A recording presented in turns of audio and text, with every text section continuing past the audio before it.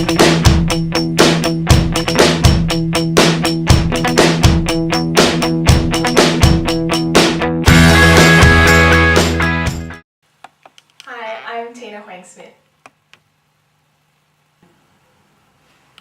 Christmas time, it's like a tradition.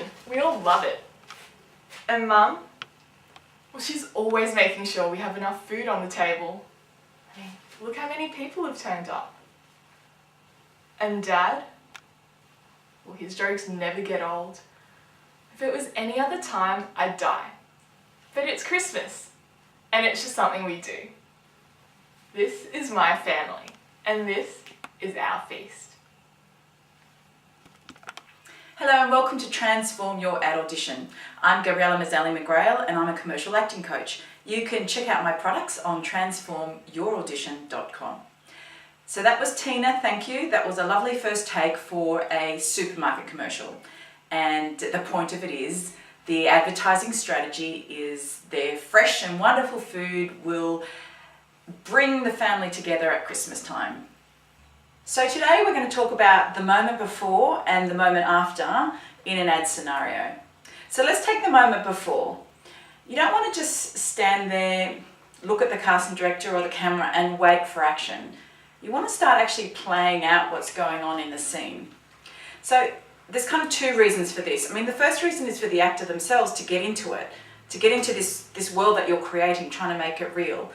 So you can definitely find things to do that will be appropriate for what's going on in the script. In this case, you know, she might be holding a tray, or she might be picking food, or she might be talking to someone, or you know, scanning the garden to see who's arrived. There's a lot of things that you could already start to do. So what happens for the actors, if you start to play this interaction or work with props and the environment, then you yourself start to get into it. And you become less self-conscious, less aware that the camera's on you and people are judging you and watching you. So it's kind of like you start to play the scene. And the second reason for this is also for the viewers, so the director and the producer and everyone that's casting you. They will be more drawn to your audition because it's looking more interesting. So many actors will just be kind of standing there rigidly waiting for action. Instead, you will be creating the situation and letting the scene come alive, which makes it more truthful, and that will stand out. Similarly, with the moment after, you want to keep going with it, keep improvising and playing with the space, not just dropping out of it only because your dialogue might have finished or the big print seems to have an end. It might say she sits down and smiles. Doesn't mean that once you've sat down and smiled you drop out and you finish. You got to wait for cut. And usually, you know, they'll keep filming because they want to see how you've been affected or what else you can bring to it. I mean, certainly even when they film this spot, like maybe the director will slowly zoom out of this family feast. So you got to just keep being able to improv, and it's not that hard.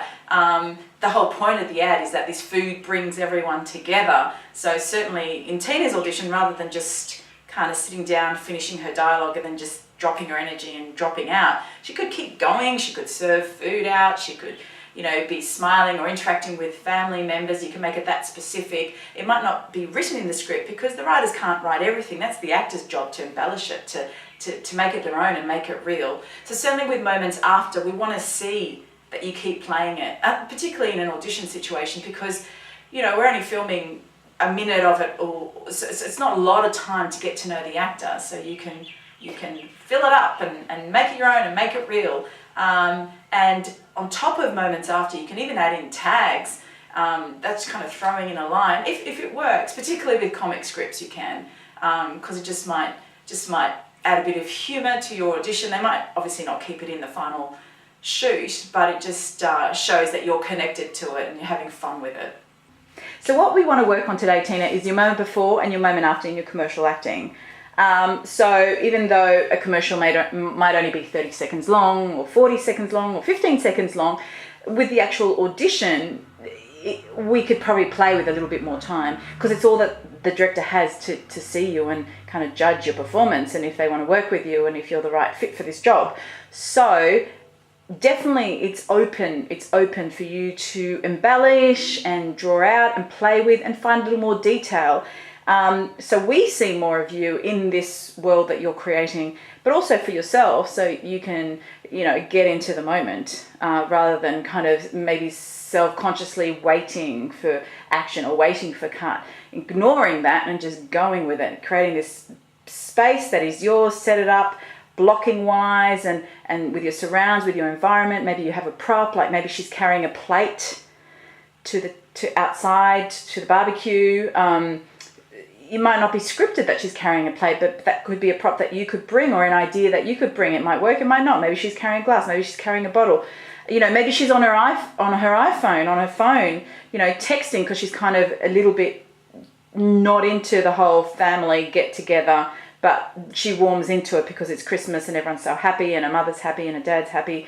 And certainly with the moment after, by the time you're sitting down and you're talking about there's all these people and this is our feast in front of us, rather than just stopping and dropping out of your acting, you could keep going with the fact that your family's there or cousins are there or you might be hungry, or you can dive into the world that's in front of you, the surrounds. And particularly for these kind of ads where you are in the environment but you're also talking to camera, so you're kind of presenting or narrating but you're also interacting with the surrounds, it's really important that you have the technique to be able to jump from talking to the camera and sharing your experience with the viewer as well as interacting with the surrounds.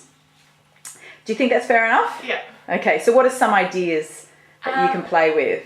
I think I could start by walking into the scene as if it were the real scenario. So I would be maybe holding something and carrying it to the table. Yes. And talking or interacting with like the family members around me. Yeah. And at the end, I think when she's talking about the feast, she might want to maybe stand up and maybe serve some food to someone or like grab a plate or something. Great, okay. So we'll play with standing up, sitting down. That could be tricky for camera, it could work. Let's play with that for this first take. At Christmas time, it's like a tradition. We all love it. And Mum, well, she's always making sure we've got enough food on the table. Look how many people there are. And Dad, well, his jokes never get old. If it was any other time, I'd die. But it's Christmas, and it's just something we do. This is my family, and this is our feast.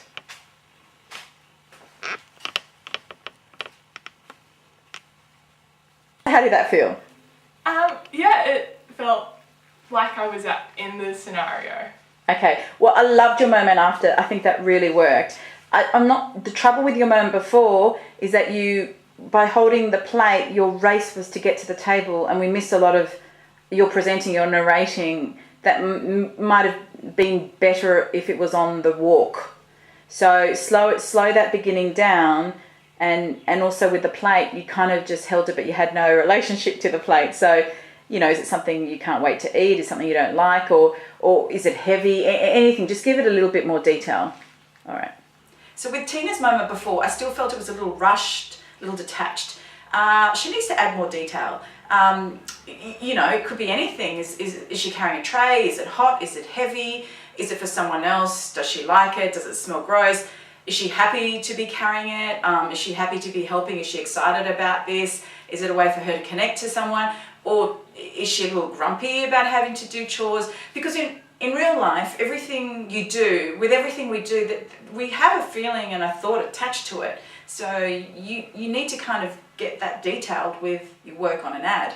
I was also explaining to Tina that with this commercial, they're using a style which involves presenting or narrating to camera, as well as interacting and playing the truth of a scene. So it's not a straight to camera presentation or narration, which is consciously talking to viewers.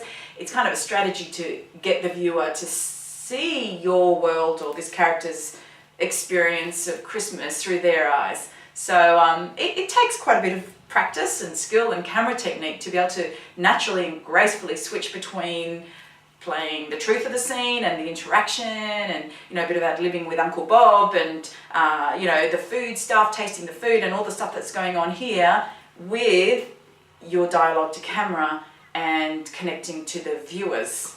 We're rolling. At Christmas time, it's like a tradition. We all love it. And Mum, well, she's always making sure we've got enough food on the table. I mean, look how many people there are. And Dad, well, his jokes never get old. If it was any other time, I'd die. But it's Christmas, and it's just something we do. This is my family, and this is our Christmas feast.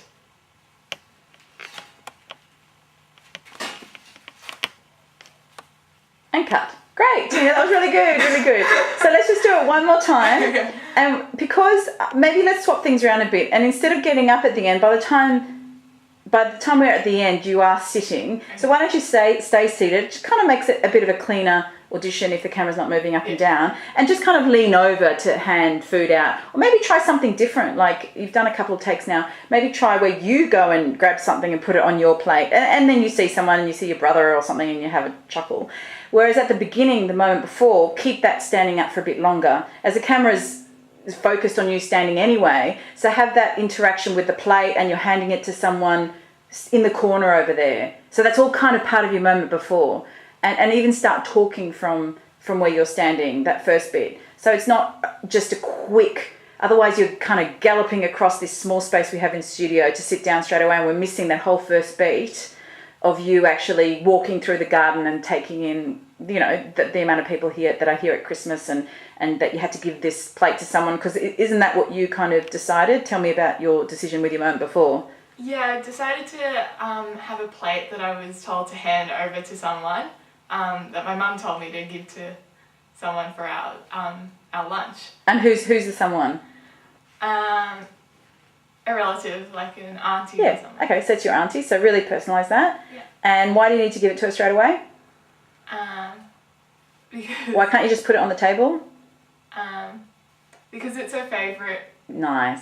So maybe it's like the prawns and you know that's her favourite. So let's really catch that moment and have it all up there in the corner before you even come and sit down. So your auntie's kind of standing there and she's like, oh, her face lights up because it's her favourite dish, the prawns. And even if you have that brief moment, internal thought, you don't need to say anything, but by looking at her, it's that look of, I know these are your favourite, here you go, take the whole plate. That could be your thought process. And then start talking while you're still walking. Yeah? Let's do it. And we're rolling.